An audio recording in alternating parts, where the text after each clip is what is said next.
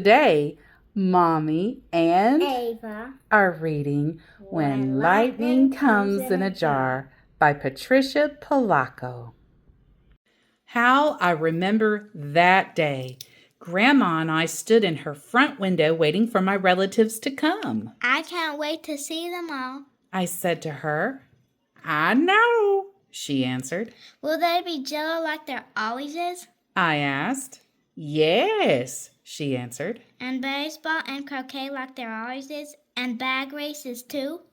And will you tell stories like you always do? Might, Grandma said, looking up at the sky.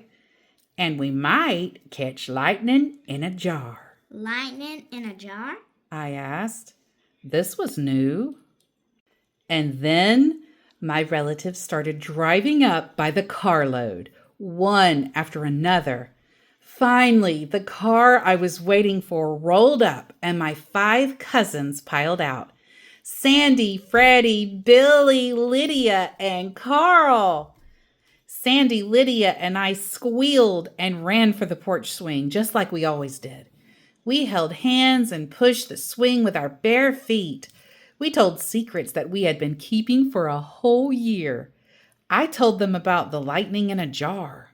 When my dad called out, "Who's going to help me unload these baskets from the car?" we shouted, "We will." And we lugged baskets full and heavy to the tables in the maple grove. Wonder how many Jell-O solids there'll be, my cousin Freddie asked. Gazillions, there always are, My cousin Billy answered.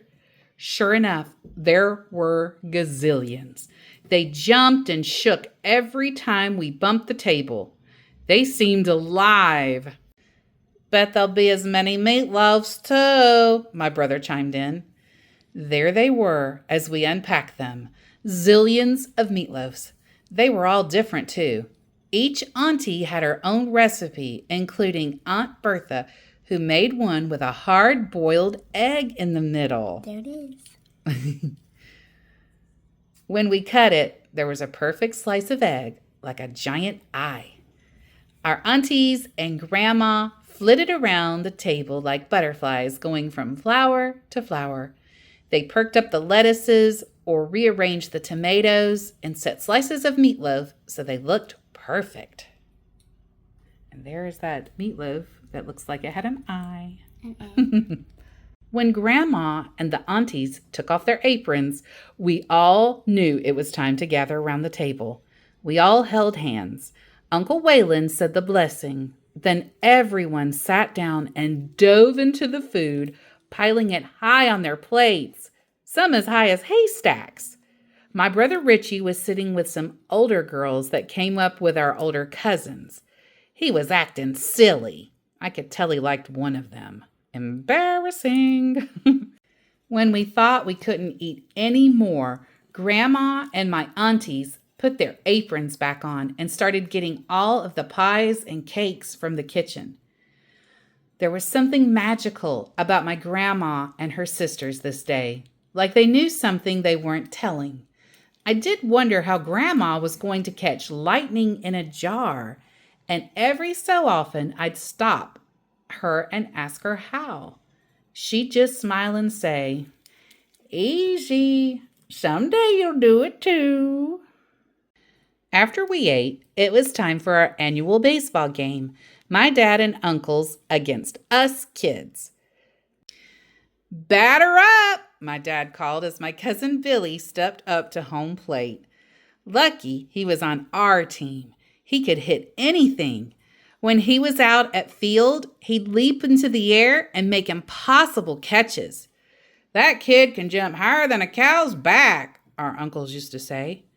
First pitch out, Billy hit the ball so hard it clean disappeared. We thought we saw lightning as it hit the sky. Maybe the lightning was on its way. Was that what Grandma was going to catch in a jar? I'm going to be a Detroit Tiger someday, Billy said that day. We all knew that he most certainly would. Next, it was time for croquet, the biggest game of the day, which our uncles kept interrupting with friendly quarrels about bent hoops, crooked wickets, and wanting to take reshots. We had bag races, watermelon seed spitting contest, and rides on Grandpa's draft horse, too. Until Grandpa waved a yardstick in the air. All of us kids dropped what we were doing and ran to the milk shed.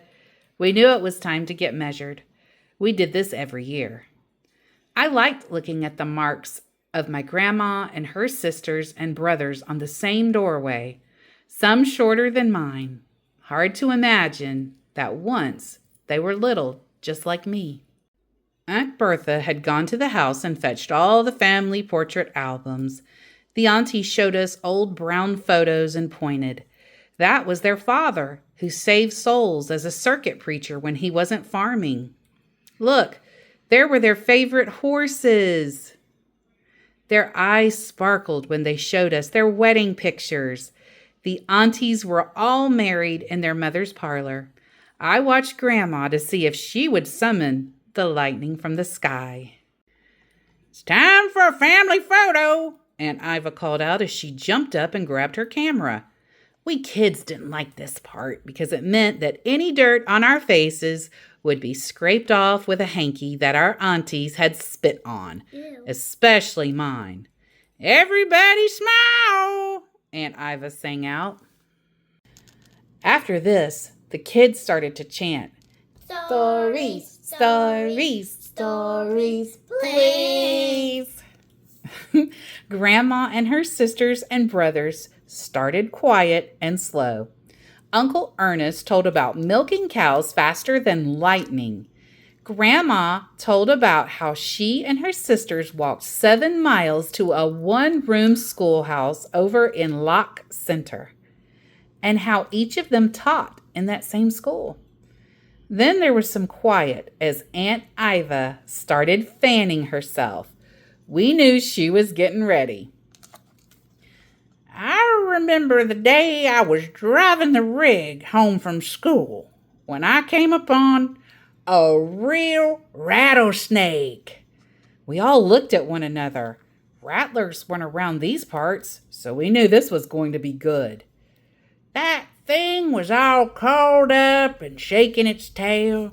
Not a rattling sound, something more like a loud buzz. Bell Horse just stood there and shook." "What did you do, Aunt Iva?" we asked. "Well, sir, I stepped out of the buggy, took my umbrella, put it smack in the middle of that snake all coiled up. It just wrapped around that umbrella. I knew if it struck me, I was a goner." We all leaned forward. "So I picked it up, gave the umbrella a sharp jerk, and flung that snake into Cecil Potter's field. Then I jumped into my buggy and galloped home like the wind." All of my aunts and uncles laughed. Then a flicker of heat lightning sprang out of the horizon. The air didn't move. Was some magic going to happen? Aunt Ada fluttered her fan. We knew she was getting ready to top Aunt Iva's story. "Have I ever told you children about the time I took a ride in the first newfangled motor car in this here county?" "No," we kids sang out. "Well, sir, it belonged to Eldy Dunkle. My pa didn't approve of him. No, never. No how. He's a wild kid," he'd rave. "Don't never want to see you with the likes of him." Then one day, when I was walking home from prayer meeting, he rode up next to me driving the shiniest machine I'd ever seen. Aunt Ada stopped and fanned some more. "What happened, Aunt Ada?" we begged. "Well," Aunt Ada crowed, "I climbed right into that thing. Eldy shifted that contraption, making a terrible sound, and that roadster almost leapt right out from under us. It went so fast, my hat blew clean off. We were going almost 40 miles an hour. We raced up Moore Road, hurled around Evie Peters' barn, almost flattened the Bender sisters' fruit stand, then howled down Dietz Road. We gasped. And when we skidded to a stop in front of Pa's barn, there he was, just a-standing there. She stopped again and fanned herself. What did he do, Aunt Ada? What happened? We all pleaded. Not a blessed thing, she answered and laughed so hard she almost dropped her lemonade. Heat, lightning flickered again. There was a low rumble of thunder off in the distance. Now I watched my grandmother. She smiled and gave me a wink. It was her turn. Well, sir, Grandma began, I was but a girl out plowing, helping Pa with the fields. His team could pull those rows straight as an arrow. When the team reared and bolted and dragged me halfway down the field before I could free myself. When I stood up, there was a fierce and clattering roar in the sky above me. We all leaned toward her. It was like thunder and fierce lightning. She stopped and sipped her lemonade. What was it, Grandma? We kids begged. I looked up, waiting for the lightning. Well, sir, I couldn't believe what I was seeing above me. We crawled close to her knee. There, like a giant dragonfly with two sets of wings, growling and roaring, pitching and rolling, spewing foul-smelling smoke. She leaned forward. It was the first ever flying machine in the state of Michigan. We all clapped with delight. That would have been a perfect time for the lightning to come. But it didn't, and it was almost dark. I whispered to Grandma. What about the lightning in a jar? She adjusted her glasses and gave me a look. Have the last rays of sun left the grass? She asked. I looked real hard. Yes, I said. Then sit down, child. Aunt Bertha brought a wicker laundry basket full of glass canning jars and set them at Grandma's feet. Many years ago, when your aunties and uncles and I were but children, our grandpa showed us what I'm about to show you. She leaned down and touched the grass, cupping something in her hands. She thought for a moment and then said, Shadows lengthen, the day near done. Birds fly low at setting sun. Stars will rise from earth below. In these hands their light will glow. Come up, lightning, come up, stars. We'll snatch you up in these here jars. She blew into her hands and let something go. It flew for a moment, then landed deep in the grass. We watched and watched, but nothing was happening. Low thunder rumbled just above us. look! My cousin Billy called out. A small burst of starlight puffed up out of the grass. Then more and more drifted up out of the carpet of lawn beneath our feet. Fireflies, we all called out. We grabbed the jars, and the dash was on to capture lightning and put it in a jar. Grandma gave me a knowing look and smiled. When everyone had gone home that night, Grandma and I sat on the porch swing together. We looked at the flickering jar, and even though fireflies are common in Michigan on summer nights, never had I seen so many as that night. And as long as I live, I'll believe that somehow Grandma called them up with her stories and her magic. That night seems so long ago, but the reunion is here again. My family is arriving now. My heart is racing. We'll eat scrumptious Jell-O and meatloaf, play baseball and croquet, spit watermelon seeds, and scrawl new measurements on my milk house door jamb. We'll look at photo albums. We'll laugh at some and cry at others. We'll remember the stories, how Grandma saw the first flying machine and Aunt Iva conquered the Rattler. We'll talk about Billy and how he should have been a Detroit Tiger, but gave his life for his country in a war far away. Then, When the sun is low and the shadows long, we'll all sit and fan ourselves in the shade of the maple trees. Only a new crop of children will gather at our knee.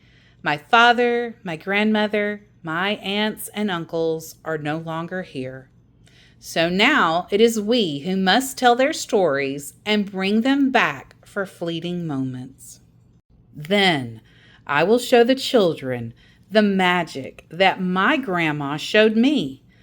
I'll call the stars from beneath their feet, and as they rise in the warm night air, these children will leap as high as a cow's back to gather them up. I'll send them home with full bellies, tired bones, and flickering jars in their laps. Their hearts will be overflowing, full of lightning put there by folks who loved them even before they were born. Grandma knew this well. She also knew that someday they would tell their children about all of us and of the magic nights when we caught lightning in a jar. The end.